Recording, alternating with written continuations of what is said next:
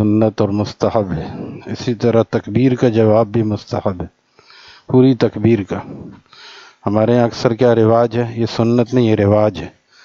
کہ جب مؤذن صاحب کہتے ہیں اشہد ان محمد الرسول اللہ، تو ہم لوگ کہتے ہیں صلی اللہ علیہ وسلم۔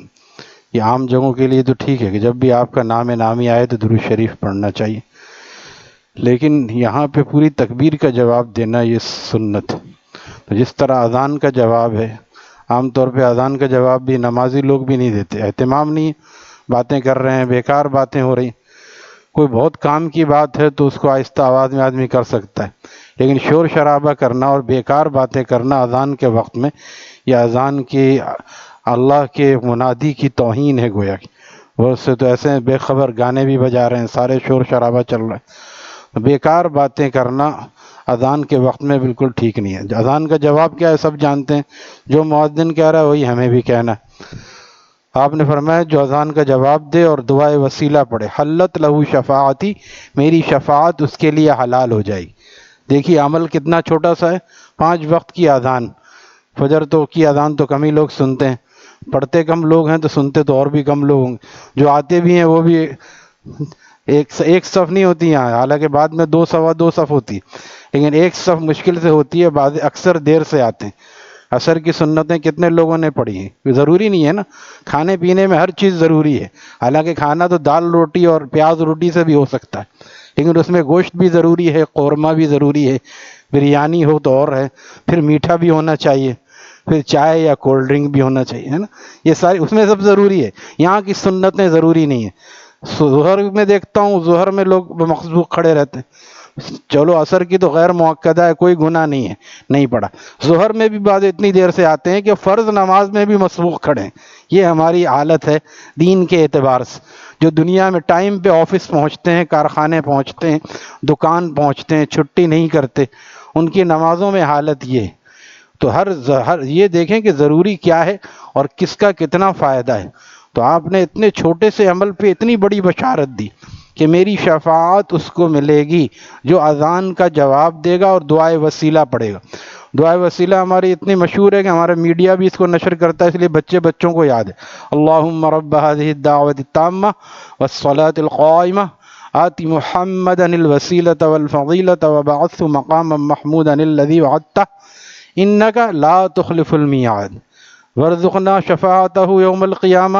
یہ صحیح روایت سے ثابت نہیں ہے، لہذا جو یہ دعا پڑھی گئی ہے، ہمارے حضرت والا نے پیارے نبی صلی اللہ علیہ وسلم کی پیاری سنتوں میں اس کو نقل کیا، اور بھی کتابوں میں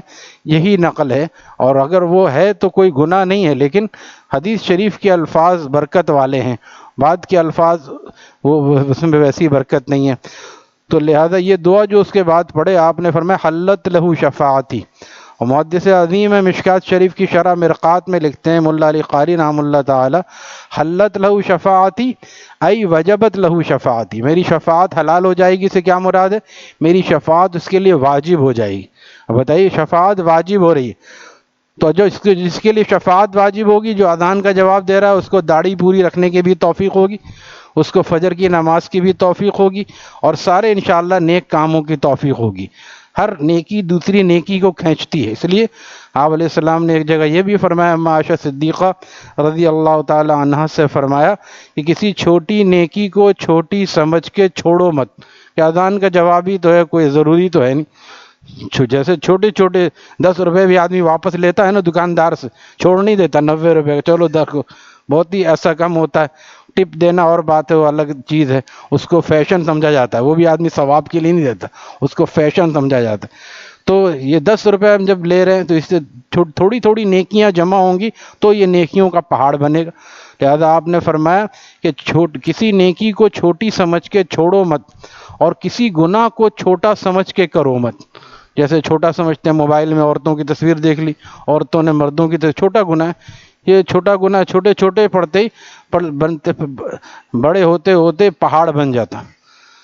الجبال من الحصا، عربی کا مقولہ ہے، پہاڑ بنتا ہے کنکریوں سے، سب کنکریوں کو الگ کریں، 100 آدمی لگ جائیں، الگ کرتے کرتے پہاڑ ختم ہو جائے گا۔ تو کنکریوں سے پہاڑ بنتا ہے، اسی طرح چھوٹی چھوٹے گناہوں سے گناہوں کا پہاڑ بن جائے گا۔ اسی لیے مفتی محمد شفیع صاحب رحمۃ اللہ تعالیٰ نے اس بات کو معارف القرآن میں لکھا ہے،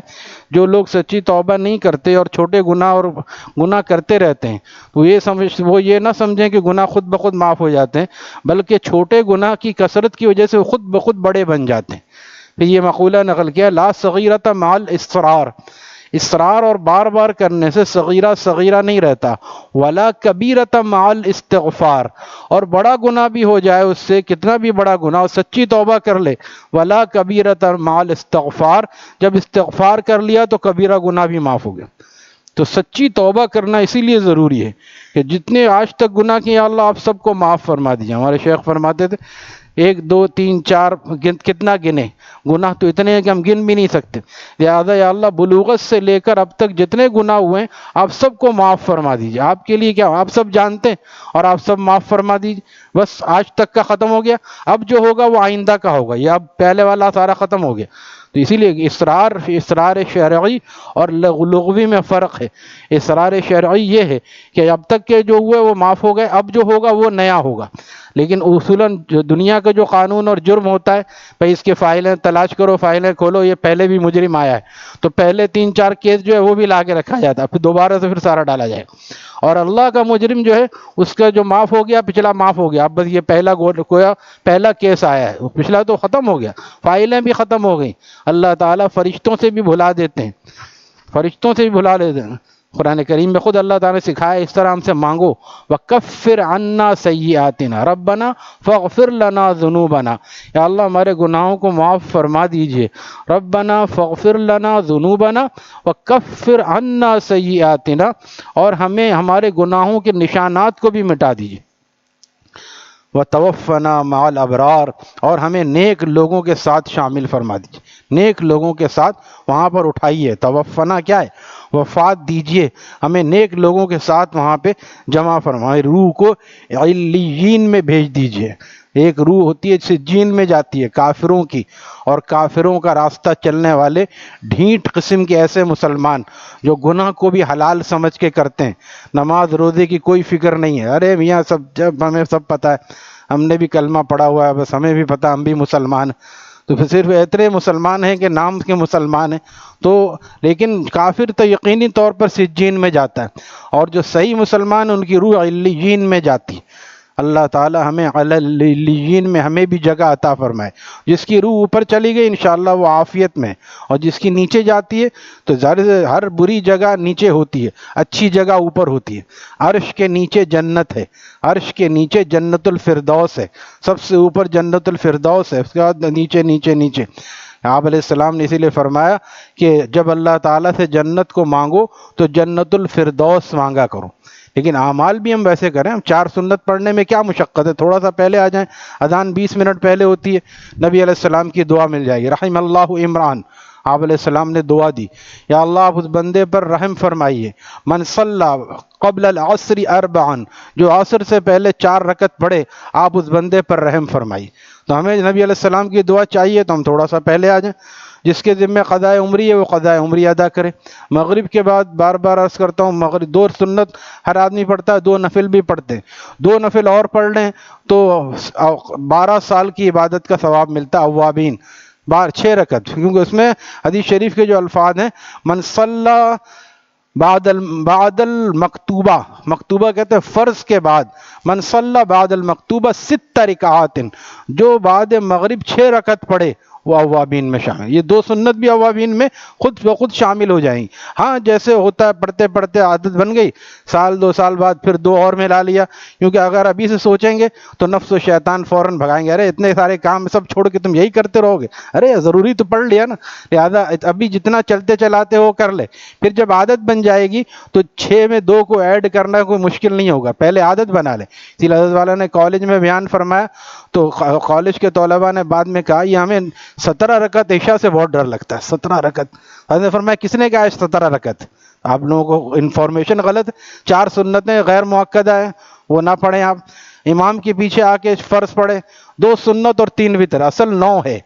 تو آپ 17 کے چکر میں 9 سے بھی جائیں، اس سے بہتر ہے 9 شروع کریں، پھر اس کے بعد آپ کو خود دل چاہے گا چلو آج پہلے چلے جاتے ہیں، 4 سنت بھی پڑھ لیتے ہیں اور 2 نفل 4 6 نفل بھی پڑھ لیتے ہیں۔ پہلے ضروری کام تو آدمی کرے، تو ایسا نہ ہو کہ اس کے چکر میں جو ہے یہ اصلی ضروری چیز بھی جائے۔ اسی لیے جب کسی نئے کو بتائیں تو آسان کر کے بتائیں، عشاء کی اس میں نہیں پڑھی جاتی، بس جیسے عورتوں کو نماز، اب کیونکہ عورتیں جماعت سے نہیں پڑھتی نا، ان کو عشاء کی نماز بہت بھاری لگتی ہے، تو ان کو 17 نہ بتائیں، ان کو 9 ہی بتائیں، لیکن پھر بتائیں کہ کبھی بھائی 4 سنت بھی پہلے پڑھ لیا کرو اور 2 سنت کے بعد 2 4 نفل پڑھ لو، اور اس میں وقفہ بھی دے سکتے ہیں، 2 سنت کے بعد پھر تھوڑی دیر بعد کھانا کھا لیا، رات کو سونے سے پہلے پڑھ لیا، وقفہ دے لیا، کوئی حرج نہیں ہے۔ اللہ تعالی ہمیں اہتمام نصیب فرمائے۔ الحمدللہ رب العالمین۔